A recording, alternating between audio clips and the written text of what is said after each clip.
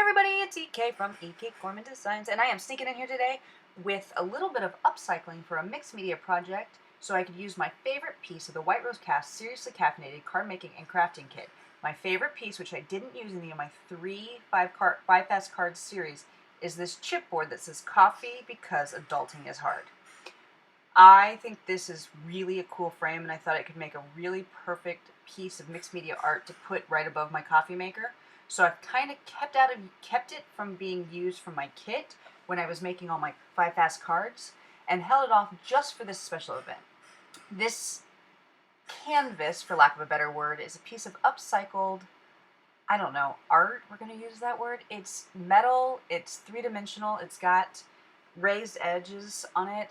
Somebody gave me a collection of 3 to use, and I've been slowly using them over the years. I think it's a great way to upcycle somebody's trash.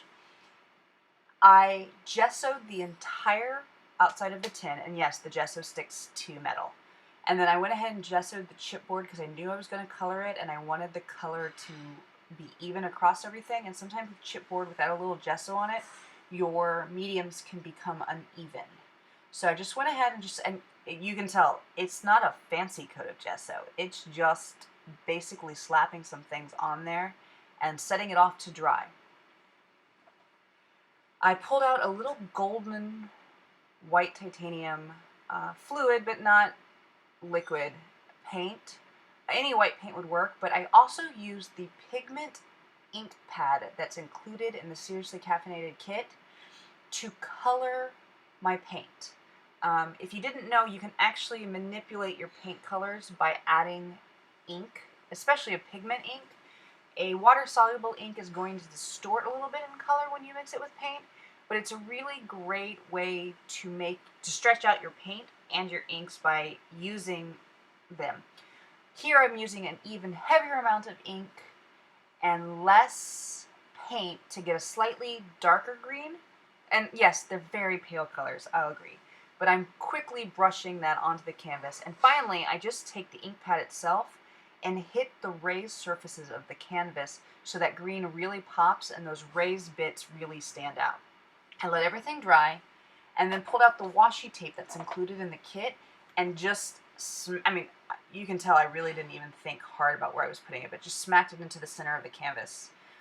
And added just a touch of gesso over it to kind of mute the brown.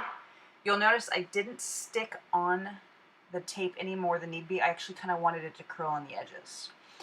My video ate the portion of me painting the paintbrush. I have an old paintbrush that's bristles, no longer are paintbrushy. This paintbrush is more of a liability than a useful tool. So it's time to upcycle this paintbrush as well. So I gave the paintbrush a basic quick coat of gesso just so it would help take colors, and adhered it down with my fabric glue. Don't ask why I like fabric glue so much to adhere things to metal, but it works great. Hands down better than hot glue, better than a lot of tacky glue because my fabric glue dries so quickly. I pulled some art stones out of my personal collection and my glossy accents and added both large and teeny tiny art stones to where the brush is adhered to the again, we're going to use the word canvas, just so it looks like the brush isn't floating on the canvas. I love using art stones to make my 3-dimensional pieces really stand out. If you're wondering what I'm doing, I'm taking my glue and inserting it like caulk between the canvas and the brush. It gives the brush just a little bit more security of sticking to the metal frame. Again, I'm going to add some of these large art stones and press them into my wet glue. And yes, if you're wondering, I have little art stones all over my office right now. I love them. I think they're an incredibly effective tool. They get everywhere and they're very staticky. So especially when you get the little teeny babies out, they go everywhere. But the effect that they cause is so beautiful that I'm willing to have little bits of art stones all over my office. Took just a bit of titanium paint, titanium bleach, golden paint, or maybe it's Liquitex, just to give the brush another base layer of color. I don't want it to be this kind of buff color. I just want to make sure that when I do apply paint, I get the most effective coloring I can without being gloppy. I also went and gave the paintbrush a little bit more color, which I was going to leave more or less kind of beige. And I hit some corner areas with some of that. This is a reflective paint. It is simultaneously both pale pink and light aqua, depending how the light hits it.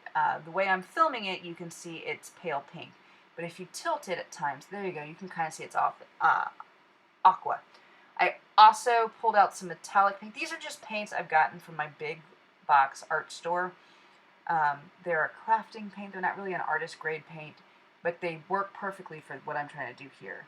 Yes, I added silver to the metal part of the brush because I wanted it to look like it's supposed to, but it was so gnarly and gross I had to like repaint it to look good. Believe it or not, I pulled out my perfect pearls to paint the edges of the brush as if color had stained them.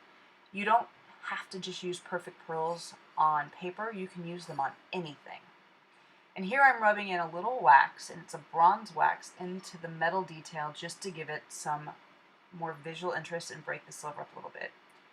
I got my hand onto the paintbrush, so now I'm having to get my hand mark out of the brush. That's why I've brought the two-tone back out. I pulled out some Distress Oxide Spray. Distress Oxide Spray in Ice Spruce. I love this Ice Spruce color. It's gray, it's green, it doesn't really know what it wants to be, and it becomes somehow a neutral. So I just dripped it into the art stones, and believe it or not, it sticks really beautifully into that mess. I pulled out some metallic red paint, and I really like this red paint because it's got a real strong pink undertone to it. Sometimes red has orange, sometimes it has blue. This one's very pink in nature, so it was going to look good with that handle and that lovely light olive color I've got on the canvas. You can tell it was a really fancy painting job, but I let everything dry. So the canvas, the paintbrush, everything's really, really dry, including the chipboard.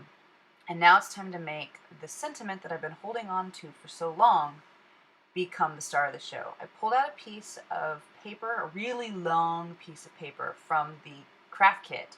It's this black and white gingham, and glued it onto the paintbrush off center. No, it's not off center. It's just crooked. I glued it crooked, and then adhered down the chipboard sentiment onto everything.